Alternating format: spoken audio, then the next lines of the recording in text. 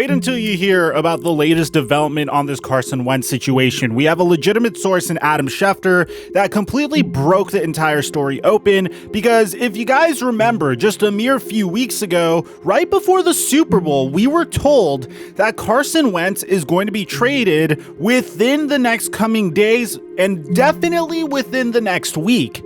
And well, it's been almost 2 weeks and Carson Wentz is still not on a new team. So what's going on? What is the situation? Why is there such a stalemate? We are going to get to all of that. So before we get to it, take a moment to sack the like button for the YouTube algorithm. By doing that, you push this video to a larger audience that could also click on my video and sack the like button for the YouTube algorithm. Consider subscribing and turning on our notifications to help the channel grow. Follow us on Instagram and Twitter to get your takes featured in the upload. And now that we got all that out of the way, break.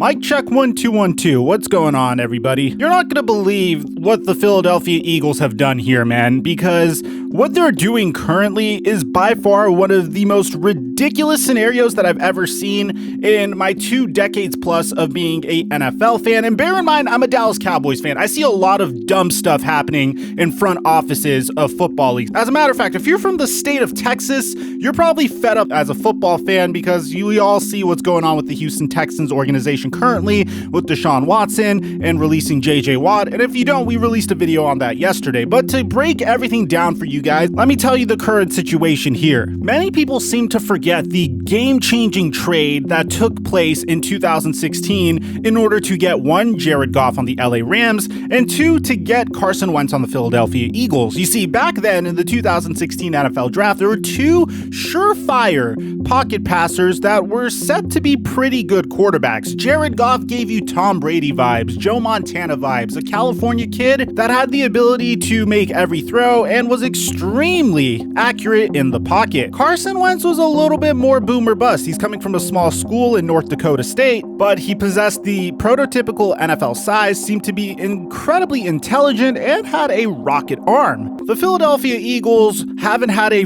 true franchise QB since Donovan McNabb, and they were coming off of the tail end of the Michael Vick era. So what did they do? Well, they had the 13th pick in the 2016 NFL Draft. So what they did was, first, being the extremely aggressive team that they are, and bear in mind, these are the Philadelphia Eagles that let Jeremy Maclin walk, that traded Deshaun Jackson to the Redskins, and that traded LaShawn McCoy to the Buffalo Bills. What did they get in return for LaShawn McCoy and the Buffalo Bills? Well, they got back Kiko Alonso and a late-round pick, which back then, Kiko Alonso was a remarkable rookie for the Buffalo Bills, but he didn't really pan out for the Philadelphia Eagles as much. Nevertheless, the Philadelphia Eagles traded the number 13 pick, Byron Maxwell, who was a huge signing bust for Philadelphia, and Kiko Alonso to the Miami Dolphins to get back the 2016 number 8 overall pick. And then after getting the number 8 overall pick, they traded a 2016 number 8 overall pick, a 2016 third round pick, a 2016 fourth round pick, a 2017 first round pick, and a 2018 second round pick to move to the number 2 overall spot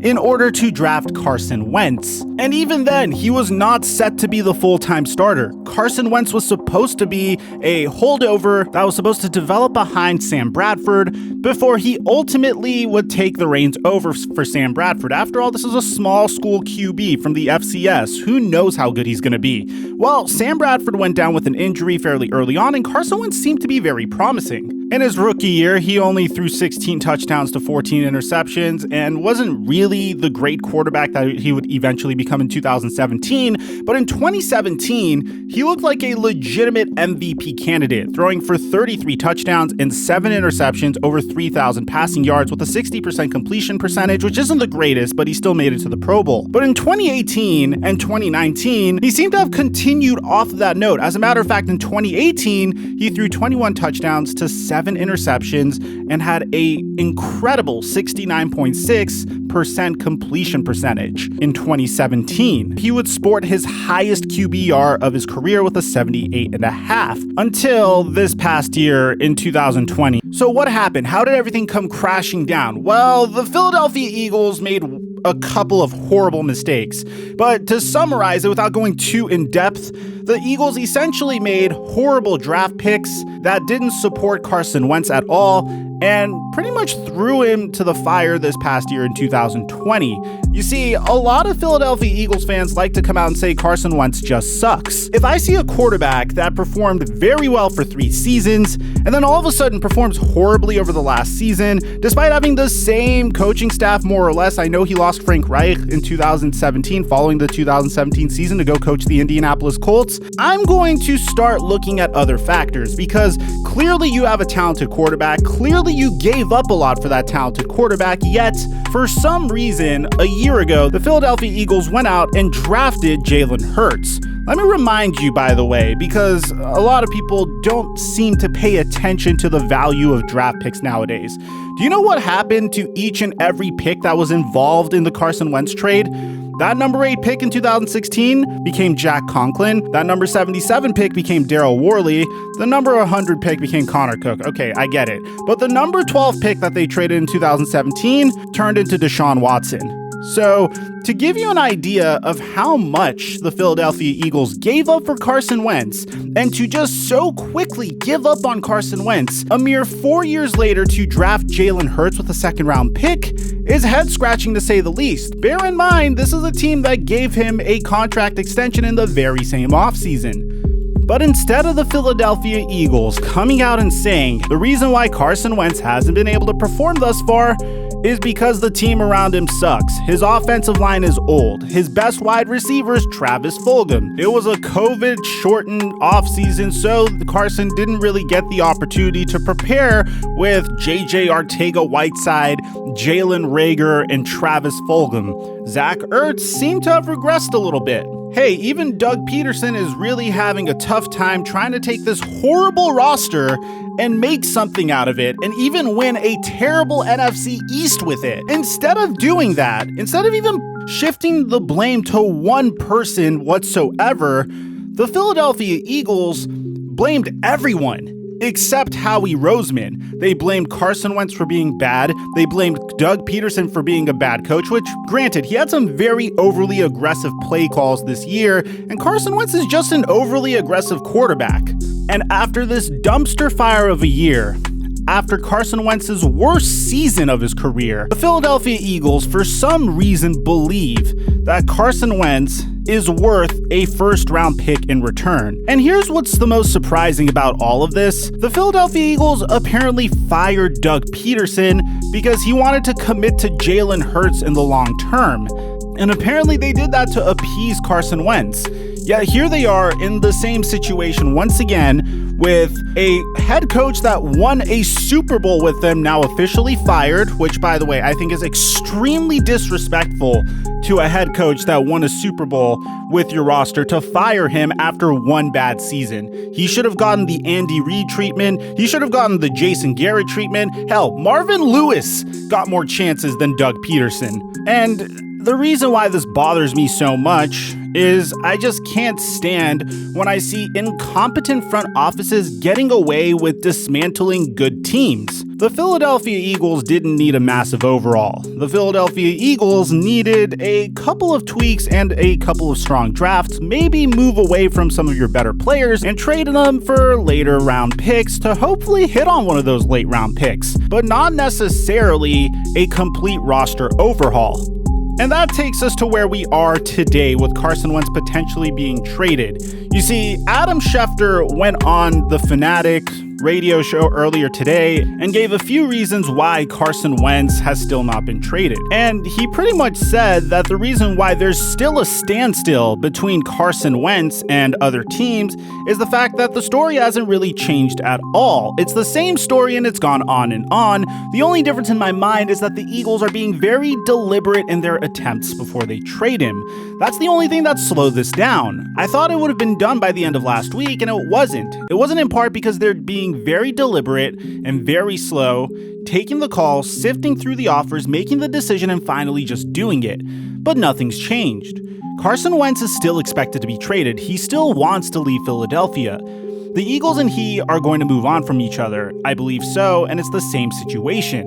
Now, I would have thought coming on today, February 17th, we would have had a resolution by now. That's the one thing I would have thought would have happened. I still think we're going to get a resolution, and I still think it's going to be the result that we talked about on this show for the last 3 weeks. And really dating back into the season when we talked about the fact that there were questions about the head coach's future and the quarterback's future. Well, I think the Eagles are continuing to hope that there will be an offer that comes in, an offer that's increased, something that kind of materializes out of nowhere, because you just don't know when there's so many teams in the quarterback market, if and when all of a sudden some team will jump in and be like, whoa, you know what? We decided that this is a guy we have to have, or this is a guy we're going to make a bid on, or I know we offered you this, so now we're going to make it that. Whatever it may be, any combination of factors, it's a big decision.